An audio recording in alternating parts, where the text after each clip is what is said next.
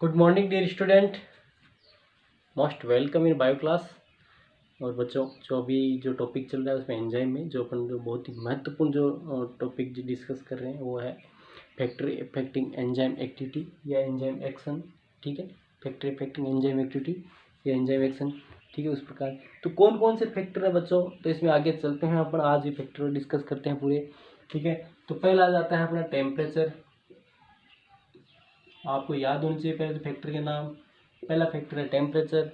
दूसरा जो फैक्टर है बच्चों वो फैक्टर है आपका पीएच वैल्यू। थर्ड जो फैक्टर आता है बच्चों वो कौन सा आता है आपके concentration of the substrate.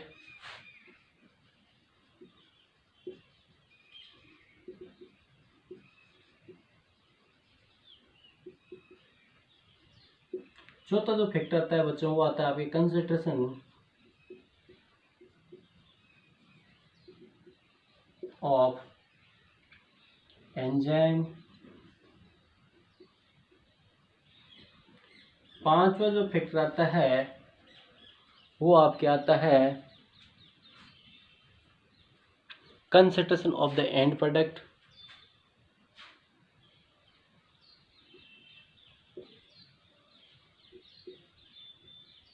Of and product. और जो पांचवा जो फैक्टर आता है बच्चों, छठा जो फैक्टर लास्ट फैक्टर, और जो छठा फैक्टर आता है बच्चों वो बात करते हैं अपन आपके एंजाइम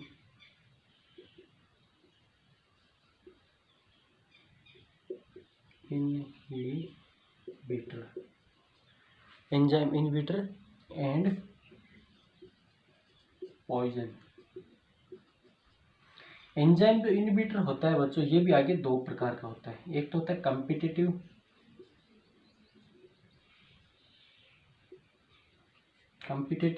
इनहिबिटर।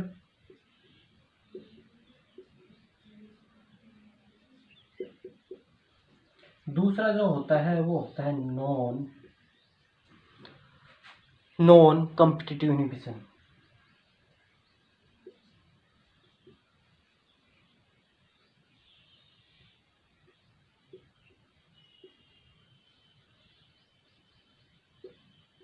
या नॉन कॉम्पिटिटिव इनहिबिटर। ठीक है, इनहिबिशन भी लिख देते हैं।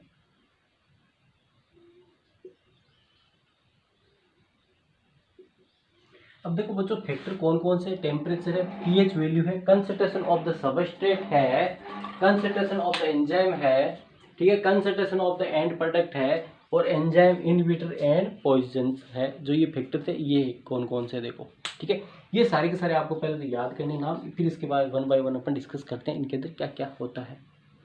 तो टेम्परेचर की बात करें बच्चों तो आपको पता ही है कि एंजाइम किससे बनते हैं। Enzyme are made up of the protein.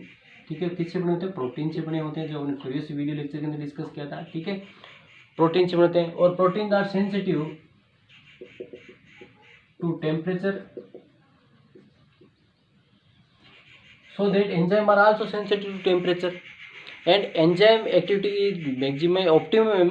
जो एक्टिविटी सो ने जो ऑप्टिमम जो रेंज है एंजाइम की बात करें अपन। ठीक है, तो optimum temperature for the enzyme activity या maximum enzyme activity is 20 degree centigrade to 35 degree centigrade. This is the optimum range of temperature for the optimum activity of the enzyme या excellent activity of enzyme. This range, ठीक है, मतलब क्या इस range के मध्य में क्या होते हैं एंजाइम जो होते हैं वो अपनी जो एक्टिविटी होती है वो शो करते हैं। अब इसके बाद आता है यदि इस रेंज में, in this range we increase the 10 degree centigrade then reaction proceed to half. मतलब क्या होता है कि इस रेंज के अंदर 20 डिग्री सेंटीग्रेड से 30 डिग्री सेंटीग्रेड के बीच में यदि अपन 10 डिग्री सेंटीग्रेड टेम्परेचर बढ़ाते हैं, 10 डिग्री सेंटीग्रेड टेम्परेचर बढ़ाते हैं तो अभिक्रिया की जो दर होती है वो 2 से 2.5 गुना टू हाफ इंक्रीज हो जाती है। अभिक्रिया की जो रेट ऑफ रिएक्शन होती है, rate of reaction increase to half. ठीक है, तो मतलब कि this is called temperature coefficient. से मैंने पहले जो वीडियो में बताया होगा आपको कि इसको क्या बोलते हैं, टेम्परेचर कोफिशिएंट बोलते हैं। हालांकि आपकी जो बुक में नहीं दे रखा, इसको क्या बोलते हैं, टेम्परेचर। तो 10 degree centigrade in this range if you increase the 10 degree centigrade temperature then the reaction proceed या increase the rate of reaction increase 2 ठीक है। This is called the temperature coefficient. Temperature coefficient means क्या होता है, increasing 10 degree centigrade temperature. तो ये बात होगी आपकी टेम्परेचर की। अब बात करते हैं 35 डिग्री से ऊपर जो टेम्परेचर बढ़ाते हैं, if you increase the temperature above the 35 degree then the rate of reaction decrease because the denaturation of the enzyme. ठीक है। इसके बाद जो दूसरा जो आता है pH value. Enzyme are also sensitive to pH and these all of the enzyme act at a specific pH and the optimum pH value is 5 to 7। जो pH की जो वैल्यू है, ऑप्टिमम pH वैल्यू है, ठीक है, optimum pH value is 5 to 7। above to 7 and below the 5 the rate of reaction will be decrease but most of the enzyme act in different type of pH value, जिसमें कुछ example है जो आपको याद नहीं करनी, क्यों दे नहीं रखा अपने बुक में मेंशन नहीं है, तो आपको याद रखना कुछ एंजाइम जो एसिडिक पीएच पे भी काम करते हैं, कुछ बेसिक पीएच पे भी काम करते हैं। तो आइडियल रेंज है, एक ideal range for the maximum activity enzyme pH range is 5 to 7। ठीक है, 5 to 7 पीएच वैल्यू 5 to 7 है। इसके बाद नेक्स्ट जो बात करते हैं बच्चों, वो आता है concentration of the substrate. Concentration जो नेक्स्ट जो फैक्टर आता है वो आता है आगे जो आज का जो फैक्टर डिस्कस करते हैं वो आता है कंसंट्रेशन ऑफ द सबस्ट्रेट। और कंसंट्रेशन ऑफ द सबस्ट्रेट से क्या मतलब है बच्चों, देखो आपको पता है एंजाइम जो होता है और जो सबस्ट्रेट, ये ई फॉर एंजाइम है, एस फॉर सबस्ट्रेट है। ठीक है, ई फॉर एंजाइम है, एस फॉर क्या है, सबस्ट्रेट है। एंजाइम सबस्ट्रेट मिलकर क्या बनाते हैं, एंजाइम सबस्ट्रेट कॉम्प्लेक्स बनाते हैं। ठीक है, एंजाइम सबस्ट्रेट कॉम्प्लेक्स बनता है and at the last of reaction enzyme and product is formed. ठीक है, ये उत्पाद बन जाता है, प्रोडक्ट बन जाता है और एंजाइम क्या होता है, वापस जो होता है रिएक्शन में रीयूज हो जाता है। इस प्रकार से ये जो होती है अभिक्रिया कंप्लीट होती है। इस प्रकार से क्या होती है, रिएक्शन होती है, एंजाइम और सबस्ट्रेट की रिएक्शन होती है, प्रोसीड होती है। तो इसमें देखो ये सबस्ट्रेट है, इसकी जो वैल्यू ये भी बहुत इंपॉर्टेंट है। सबस्ट्रेट होगा तभी रिएक्शन होगी, पहली बात, सबस्ट्रेट होगा तभी रिएक्शन होगी। ठीक है, एंजाइम अकेला रिएक्शन नहीं कर पाएगा। तो इसमें क्या होता है, जो सबस्ट्रेट है इसकी जो वैल्यू हो सकती है लो हो सकती है, ठीक है, लेस हो सकती है, ऑप्टिमम हो सकती है और क्या हो सकती है, मैक्सिमम हो सकती है। यदि इसकी कंसंट्रेशन की बात करें, इसकी कंसंट्रेशन कम हो सकती है। At the low concentration of the substrate rate of the reaction decrease because it not cover the all the active site of the enzyme. आपको पता है कि सबस्ट्रेट होता है वो कहाँ पर, जो एंजाइम की एक्टिव साइट होती है उसके ऊपर जुड़ता है। ठीक है, देखो इस प्रकार से, जैसे मैंने बताऊँ ये एंजाइम है और ये आपके सबस्ट्रेट है, तो ये एक्टिव साइट है इसके ऊपर, तो एंजाइम इस एक्टिव साइट पे जुड़ेगा, इस एक्टिव साइट पे एंजाइम यहाँ पे जुड़ेगा और एंजाइम सबस्ट्रेट कॉम्प्लेक्स बन जाता है और फिर उत्पाद बन जाता है। ठीक है, सबस्ट्रेट एंजाइम, इस प्रकार से एंजाइम सबस्ट्रेट कॉम्प्लेक्स बनता है। तो होता क्या है बच्चों कि इसकी यदि लो कंसंट्रेशन रहेगी सबस्ट्रेट की, यदि लो कंसंट्रेशन रहेगी substrate, if the substrate is in low concentration the rate of reaction decrease because it does all the substrate particles या substrate particle does not occupy the substrate active site of the enzyme. ठीक है, तो इसको क्या active site of the enzyme उसके साथ जुड़ नहीं पाएंगे क्योंकि लो कंसंट्रेशन में जो एंजाइम की जो एक्टिव साइट है, जिसको अपन एक्टिव साइट है एंजाइम की, उसके ऊपर सबस्ट्रेट मॉलिक्यूल है, वो लो कंसंट्रेशन, तो जो जितनी भी एक्टिव साइट होगी वो ऑक्यूपाई नहीं होगी एंजाइम से, सॉरी सबस्ट्रेट से, इससे क्या रिएक्शन होगी वो डिक्रीज हो जाएगी। और ऑप्टिमम के अंदर क्या हो जाएगा, ऑप्टिमम के अंदर क्या हो जाएगा, तो यदि ऑप्टिमम कंसंट्रेशन में है, मतलब क्या होता है, तो यदि optimum concentration in the presence of the enzyme substrate also in optimum concentration the rate of reaction is complete हो जाएगी। ठीक है, और उसमें जैसे अपन बात करें तो कंसंट्रेशन सबस्ट्रेट कैन भी, जैसे बात करें एक्टिव साइट को वाला होगा तो एंजाइम सरफेस पे उसे जुड़ नहीं पाएंगे।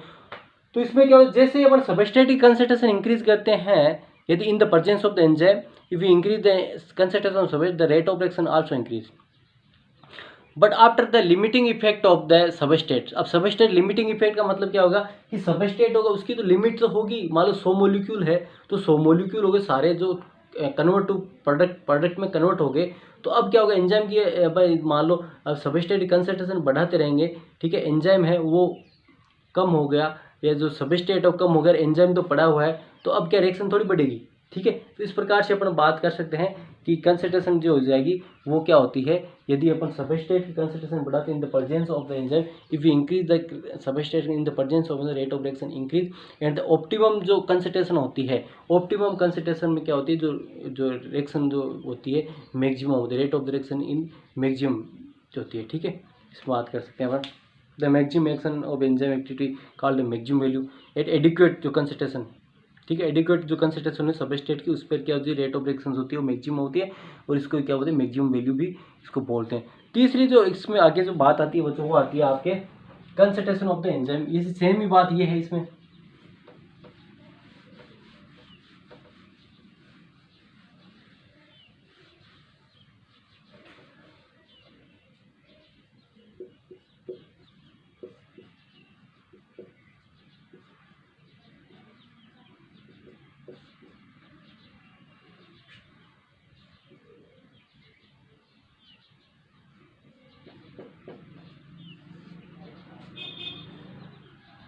ये रिएक्शन है, ये रिएक्शन लिखिए। तो इसमें जो जिस प्रकार सबस्ट्रेट लिस्ट पर एंजाइम की कंसंट्रेशन बहुत इंपॉर्टेंट है। तो यहाँ पर अपन जो चौथा पॉइंट पढ़ते हैं कंसंट्रेशन ऑफ द एंजाइम, तो यहाँ पर याद रखना इन the presence of adequate amount of, यदि एंजाइम अकेला कुछ नहीं, यदि सबस्ट्रेट हो ही नहीं यहाँ पर रिएक्शन के अंदर, यदि यहाँ सबस्ट्रेट नहीं हो रिएक्शन के अंदर, एंजाइम अकेला क्या करेगा। तो यहाँ पर एक लाइन बोल रहा हूँ, इन the presence of adequate amount of the substrate when we increase the concentration of the enzyme the rate of reaction also increase। तो अपन यहाँ पर कह सकते हैं कि एंजाइम की जो concentration in the presence of the adequate amount of the substrate the rate of reaction directly proportional to the concentration of the enzyme. मतलब क्या होगा कि जो रेट ऑफ रिएक्शन है, reaction directly proportional to the concentration of the enzyme, concentration of enzyme. लेकिन ये condition कब है, ये कंडीशन कब है, in the presence of the adequate amount of the substrate. Substrate ही नहीं होगा तो एंजाइम कितना बढ़ाते रहो, क्रिया किसके साथ में करेगा, रिएक्शन किसके साथ में करेगा। रिएक्शन करने के लिए एंजाइम तो चाहिए ना, रिएक्शन करने के लिए एंजाइम चाहिए, तो एंजाइम होगा मतलब सबस्ट्रेट चाहिएगा, एंजाइम किसके साथ रिएक्शन, सबस्ट्रेट चाहिए, सबस्ट्रेट है ही नहीं तो एंजाइम अकेला क्या करे। तो इसलिए मैं क्या करूँ, in the presence of adequate amount of the substrate the rate of reaction increase. In others word अपन कह सकते हैं in the presence of adequate amount of concentration of the substrate the enzyme concentration directly proportional to the rate of reaction। Means क्या हो गया, जितनी adequate amount के अंदर यदि सबस्ट्रेट है और फिर अपने एंजाइम की कंसंट्रेशन इसको बढ़ा रहे हैं, यदि ये एडिक्वेट अमाउंट में है और फिर अपने इसकी कंसंट्रेशन को बढ़ा रहे हैं, इसकी कंसंट्रेशन को बढ़ा रहे हैं, तो क्या होगी रेट ऑफ रिएक्शन होगी वो क्या बढ़ेगी, ठीक है।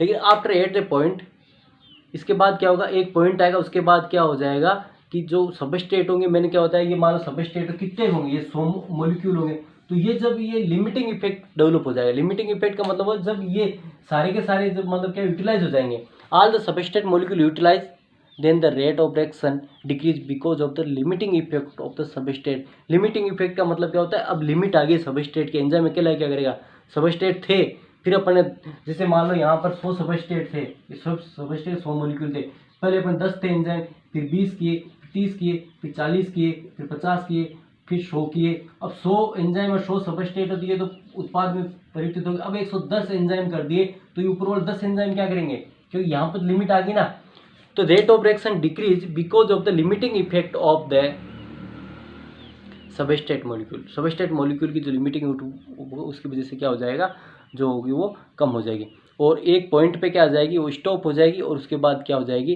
बिल्कुल डिक्रीज हो जाएगी, ठीक है। यदि अपन और बढ़ाते रहेंगे तो consider limiting at the some point stop and become constant. तो अपन ये कह सकते हैं कि इन द प्रेजेंस की बात करें कि इस एंजाइम जो है, एंजाइम की प्रेजेंस के या सबस्ट्रेट की प्रेजेंस में यदि अपन बढ़ाते हैं इसकी enzyme concentration, rate of reaction बढ़ती है, और फिर क्या होता है, लिमिटिंग इफेक्ट की, सबस्ट्रेट की लिमिटिंग इफेक्ट की वजह से क्या होता है कि ये जो रेट ऑफ रिएक्शन होती है ये स्टॉप हो जाती है और एक कांस्टेंट हो जाती है, ठीक है, इस प्रकार से।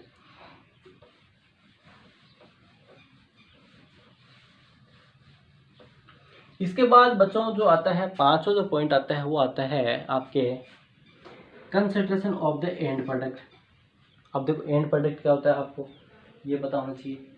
Concentration of the end product क्या होता है,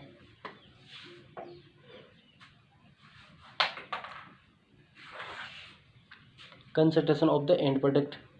ठीक है, अब देखो वापस एक बार मैं वही अभिक्रिया लिखता हूँ, आप समझने की कोशिश करना।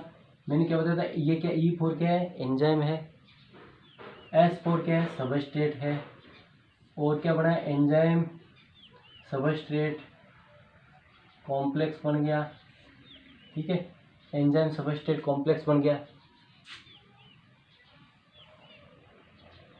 ठीक है, एंजाइम सबस्ट्रेट कॉम्प्लेक्स बन गया। एंजाइम सबस्ट्रेट कॉम्प्लेक्स बनने के बाद क्या होता है कि किस में कन्वर्ट, एंजाइम और उत्पाद में बन जाता है, उत्पाद में कन्वर्ट होता है। इस प्रकार से अभिक्रिया होती है। ठीक है, इस प्रकार से अभिक्रिया जो होती है वो होती है। अब देखो जो आगे की जो बात करें,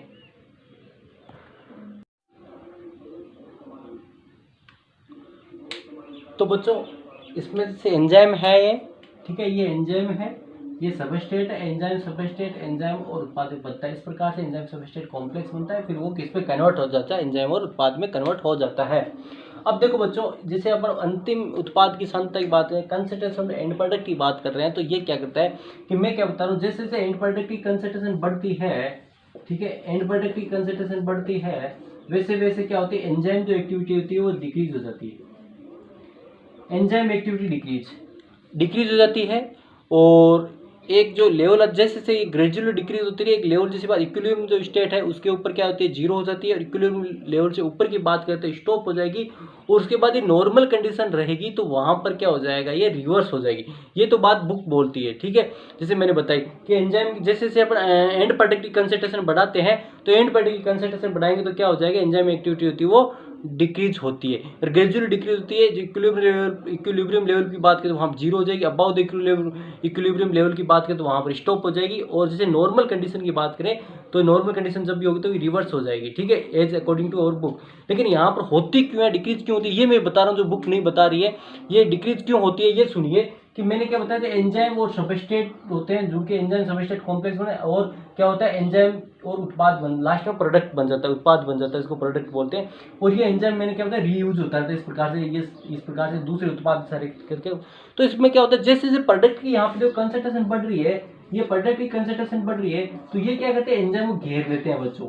ये क्या कहते हैं, एंजाइम क्या कहते हैं, घेर लेते हैं। मैं ये बता रहा हूँ कम क्यों होती है, बुक वाले ने नहीं बताया, आपको लिखना भी नहीं है, लेकिन मैं समझा रहा हूँ कम क्यों होती है। ठीक है, तो ये क्या होता है, जैसे जैसे देखो ये उत्पाद P4 प्रोडक्ट, देखो P बनाए मैंने सारे, ये उत्पाद की कंसंट्रेशन बढ़ाई मैंने उधर, तो ये क्या होते हैं, जो एंजाइम को घेर लेते हैं, उसकी जो एक्टिव साइट होती है उसको ऑक्युपाई कर लेते हैं, एक्टिव साइट को, उसको वापस यहाँ पे नहीं आने देते, यहाँ पे वापस तो सबस्ट्रेट का रिएक्शन करने के लिए नहीं आने देते, रिएक्शन करने के लिए आएगा नहीं, तो क्या हो जाएगी, रेट ऑफ रिएक्शन हो जाएगी, वो डिक्रीज हो जाएगी। तो बच्चों ये था आपके जो पांचवा पॉइंट था, वो था कि जो कंसंट्रेशन ऑफ एंड प्रोडक्ट की बात करते हैं, कंसंट्रेशन ऑफ एंड प्रोडक्ट में क्या होता है, किस प्रकार से होता है, ये जो अपने डिस्कस किया इस पे। अब इसमें जो आगे का जो पॉइंट आता है वो आता है बच्चों, एंजाइम इनहिबिशन और एंड पॉइजन की बात करते हैं। ठीक है, एंजाइम इनहिबिटर क्या होते हैं, एंजाइम इनहिबिटर वो सबस्टांसेस होते हैं तो decrease the activity of the enzyme. ठीक है, द सबस्टांसेस विच, ठीक है, सबस्टांसेस विच, जैसे अपन बात करें, reduce the catalytic activity of the, that is called the enzyme inhibitor. ठीक है, जो क्या करते हैं, एंजाइम एक्टिविटी को, जो क्या करते हैं, एंजाइम एक्टिविटी को डिक्रीज कर देते हैं, एंजाइम एक्टिविटी को रिड्यूस कर देते हैं, उनको क्या बोलते हैं, एंजाइम इनहिबिटर बोलते हैं। क्या बोलते हैं बच्चों, उनको एंजाइम इनहिबिटर बोलते हैं। और एंजाइम इनहिबिटर होते हैं, ये क्या करते हैं, जैसे मैं बताऊंगा आपको, एंजाइम जो इनहिबिटर होते हैं ये क्या होते हैं, सबस्ट्रेट के साथ में बाइंड होते हैं। एंजाइम इनहिबिटर की बात करें तो जैसे मैं आपको एक दूसरे तरीके से बताऊं, ये मान लो एंजाइम है, ये एंजाइम है, ये इसकी एक्टिव साइट है, this is the active site of the enzyme, और ये जो सबस्ट्रेट है, ये सबस्ट्रेट है, और क्या होता है, ये जो सबस्ट्रेट है ये क्या करता है, एंजाइम की जो एक्टिव साइट है उसके ऊपर झुकता है। इस प्रकार से ये एंजाइम है तो इसकी एक्टिव साइट है, यहाँ पे आके क्या जुड़ गया, सबस्ट्रेट जुड़ गया एंजाइम के, है, ठीक है, एंजाइम के, ठीक है, यहाँ पर आके जुड़ गया ये, ठीक है, इस प्रकार से ये, ठीक है, सबस्ट्रेट, और क्या बन जाएगा, एंजाइम सबस्ट्रेट कॉम्प्लेक्स बन जाता है। ये क्या बन जाता है, एंजाइम सबस्ट्रेट कॉम्प्लेक्स बन जाएगा। ठीक है, एंजाइम सबस्ट्रेट कॉम्प्लेक्स बन जाता है, और एंजाइम सबस्ट्रेट कॉम्प्लेक्स फिर किस में कन्वर्ट हो जाता है, एंजाइम और उत्पाद या प्रोडक्ट में कन्वर्ट। इस प्रकार से रिएक्शन चलती है, थोड़ी मैंने इसे बड़े ऐसे बनाई नीचे से, ठीक है, इस प्रकार से। तो यहाँ पर क्या होता है, सबस्ट्रेट जो होता है हमेशा क्या होता है, एक्टिव साइट पे बाइंड होता है। लेकिन ये क्या करते हैं, जैसे मैं बताऊँ, इनहिबिटर क्या करते हैं, इनहिबिटर क्या करते हैं, इसकी जो एक्टिव साइट होती है उस पर सबस्ट्रेट को बाइंड नहीं होकर खुद जुड़ जाते हैं, उससे क्या होता है, एंजाइम की एक्टिविटी डिक्रीज होती है। और इसके जो कार्य करने की, जो इनहिबिटर के जो कार्य करने का तरीका है, उसके आधार पर अपन बात करें। इनहिबिटर्स होते हैं दो प्रकार के, एक तो होते हैं कम्पिटिटिव इनहिबिटर होते हैं, कम्पिटिटिव इनहिबिटर होते हैं। दूसरे जो इनहिबिटर होते हैं वो होते हैं नॉन कम्पिटिटिव इनहिबिटर होते हैं। ये कम्पिटिटिव इनहिबिटर और नॉन कम्पिटिटिव इनहिबिटर, देखो क्या होता है इस प्रकार से। जहां तक कम्पिटिटिव की बात होती है बच्चों, कंपटीशन जो हमेशा होता है सम्मान में होता है, इक्वल में होता है। कंपटीशन, आपके कंपटीशन की बात करूँ, आपका कंपटीशन केवल आपके 12th वाले बच्चों के साथ में, 11th वाले बच्चों के साथ में कंपटीशन नहीं है। समानता, इक्वलिटी जहाँ पर भी होती है, रिजनेबलनेस जहाँ पर भी होती है, समानता जहाँ पर भी होती है, सेमनेस जहाँ पर भी होती है, वहाँ पर कंपटीशन होता है। आपका 11th वाले बच्चों, 10th वाले बच्चों और फर्स्ट ईयर वाले बच्चों के साथ कंपटीशन नहीं है। आपका जो कंपटीशन है वो 12th वाले बच्चों के साथ में है। तो यहाँ पर क्या होता है, देखो अपन बात के कम्पिटिटिव को, कंपटीशन का मतलब होता है जहाँ पर, तो यहाँ पर ध्यान देना, ये मैंने बताया बच्चों enzyme, this is the active site of the enzyme, this is the active site of the enzyme, और ये क्या है, सबस्ट्रेट है, और ये इनहिबिटर। यहाँ पर मेरा कहने का मतलब सबस्ट्रेट और इनहिबिटर होते हैं स्ट्रक्चरल रिजिबल्स होते हैं। स्ट्रक्चरल रिजिबल्स का मतलब दोनों स्ट्रक्चर होती है सेम होती है। स्ट्रक्चरल रिजिबल्स का मतलब क्या है, स्ट्रक्चर दोनों सेम है, तो ये क्या करते हैं, इसके साथ बाइंड होने, इस एक्टिव साइट पे बाइंड होने के लिए आपस में कंपटीशन करते हैं। इनमें से कौन जुड़ता है, यदि ये जुड़ जाता है, ये एंजाइम और सबस्ट्रेट जुड़ जाता है, तो क्या एंजाइम और उत्पाद बन जाएगा, ये रिएक्शन कंप्लीट होगी। यदि ये जुड़ गए, यहाँ पर दोनों के बीच में कंपटीशन होगा, इस किसके लिए, एक्टिव साइड के लिए, यदि ये जुड़ गया तो रिएक्शन कंप्लीट नहीं होगी। This is called the inhibition, competitive inhibition. तो यहाँ पर क्या बताऊंगा, कम्पिटिटिव इनहिबिशन की बात करूँ, कम्पिटिटिव इनहिबिशन के अंदर क्या होता है, जो सबस्ट्रेट और इनहिबिटर होता है, स्ट्रक्चरल रिजिबल्स होते हैं, उनके बीच में कंपटीशन होता है for the binding for the active site of the enzyme. So in this, if inhibitor is bind to the active site, then reaction not complete. If substrate is bind, reaction complete. यदि ये हो जाती है तो inhibition हो जाएगा reaction का, ये हो जाएगी रिएक्शन कंप्लीट हो जाएगी। इसका एग्जांपल क्या है बच्चों, malic acid. Malic acid is the competitive inhibitor of succinic acid. ठीक है, अपन बात करते हैं, यहाँ बुक में जो लाइन दे रही है, malic acid the competitive inhibitor of succinic acid, कैसे होता है वो बताऊंगा, बुक में नहीं लिख रहा, आप लिख लेना रिएक्शन चाहे तो याद करने के हिसाब से। मैलिक एसिड जो होता है वो किसका, सक्सिनिक एसिड का कम्पिटिटिव इनहिबिटर है। मैलिक एसिड जो है वो सक्सिनिक एसिड का कम्पिटिटिव इनहिबिटर है। कैसे है, किस प्रकार से है, और इस प्रकार के, पहले ये सुन लो, बुक वाले लेंगे जो आपके, इस प्रकार के इनहिबिशन को यदि अपन सबस्ट्रेट की कंसंट्रेशन को बढ़ा देते हैं तो ये रिएक्शन कंप्लीट हो जाए, इसके इनहिबिशन रोका। क्यों, क्योंकि इनहिबिटर कितने के होंगे, सबस्ट्रेट की मान लो 100 थी तो अपन 200 कर दी, कुछ ना कुछ सबस्ट्रेट तो इसके साथ एंजाइम के साथ बाइंड होंगे ही ना, कुछ ना कुछ सबस्ट्रेट तो बाइंड, इसकी यदि कंसंट्रेशन बढ़ा देंगे अपन, तो अपन कंपटीशन तो इन दोनों के बीच में इस साइड के लिए है, तो यदि इसकी बहुत ज्यादा बढ़ा देंगे सबस्ट्रेट की कंसंट्रेशन, कोई तो बाइंड होगा यहाँ पे, है ना। तो एक लाइन दी है कि अपन इसको कैसे रिवर्स कर सकते हैं, इसकी जो सबस्ट्रेट की कंसंट्रेशन उसको बढ़ाकर इसको कम कर सकते हैं। अब इसमें देख सुनो, इसका एग्जांपल मैलिक एसिड वाला जो मैंने बताया कम्पिटिटिव इनहिबिशन का, वो कैसे होता है कि अपन बात के सक्सिनिक एसिड की बात करूं, सक्सिनिक एसिड की जो स्ट्रक्चर होती है ये होती है, ये सक्सिनिक एसिड है, ये जो स्ट्रक्चर किसकी, सक्सिनिक एसिड की, और यहाँ पर एक एंजाइम यूज होता है, उसको बोलते हैं सक्सिनिक डिहाइड्रोजिनेज। ठीक है, इसको HDH बोलते हैं, सक्सिनिक डिहाइड्रोजन। यहाँ पे FAD कन्वर्ट होता है किसके अंदर, FADH2 के अंदर, और क्या बनता है यहाँ पर CH फ्यूमरिक एसिड बनता है। ये एक रिएक्शन है जो सक्सिनिक एसिड से इस एंजाइम सक्सिनिक डिहाइड्रोजन एंजाइम की उपस्थिति में होती है।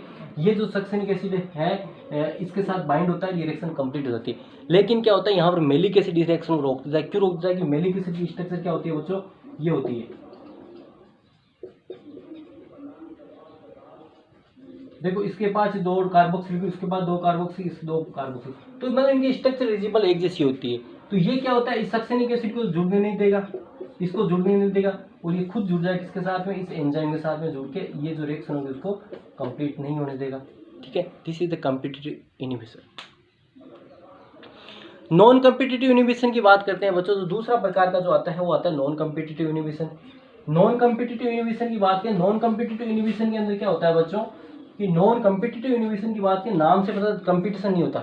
कंपटीशन कब नहीं होता, जब आप 12th में और 11th वाले बच्चे के साथ में आपको कोई रखा जाए तो वहाँ पर ठीक है, जहाँ कम्पिटिटिव स्ट्रक्चर डिजिबल नहीं होती। तो नॉन कम्पिटिटिव इनहिबिशन के अंदर क्या होता है बच्चों, ध्यान रखना कि नॉन कम्पिटिटिव इनहिबिशन के इनहिबिटर होता है वो एक्टिव साइट के अलावा कहीं पे दूसरी जगह जुड़ के उसकी स्ट्रक्चर को डिनेचुरेट कर देता है, उसकी स्ट्रक्चर एंजाइम स्ट्रक्चर को खत्म कर देता है और उसको सबस्ट्रेट के साथ बाइंड होने योग्य नहीं छोड़ता नहीं है, ठीक है, सबस्ट्रेट को बाइंड होने के लिए नहीं छोड़ता है, ठीक है।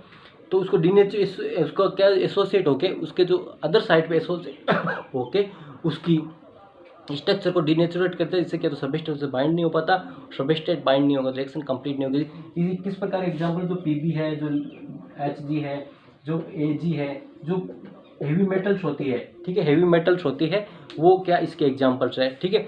और जैसे साइनाइड है वो क्या है, साइटोक्रोम जो ऑक्सीडेज होता है उसको रेस्पिरेशन जो एंजाइम उसकी प्रोसेस को खत्म करता है, एंजाइम खत्म होता है। This type of destruction can be stopped by the increase the enzyme concentration. अब इस प्रकार की जो ये है कि ये क्या करते हैं, एंजाइम को खत्म करते हैं, ये जो हेवी मेटल्स है ये क्या है एंजाइम खत्म करते हैं। तो अपन इसको कैसे रिवर्स कर सकते हैं, तो अपने एंजाइम कंसंट्रेशन बढ़ा देंगे, कितने एक एंजाइम खत्म करेंगे, कितने एक एंजाइम को खत्म करेंगे, तो एंजाइम कंसंट्रेशन बढ़ा के इसको अपन स्टॉप कर सकते हैं। तो बच्चों आज की कक्षा में इतना ही बहुत है, ठीक है, आगे कक्षा के अंदर अपन बात करेंगे मोड ऑफ एंजाइम एक्शन, ठीक है। आज के लिए इतना बहुत, धन्यवाद।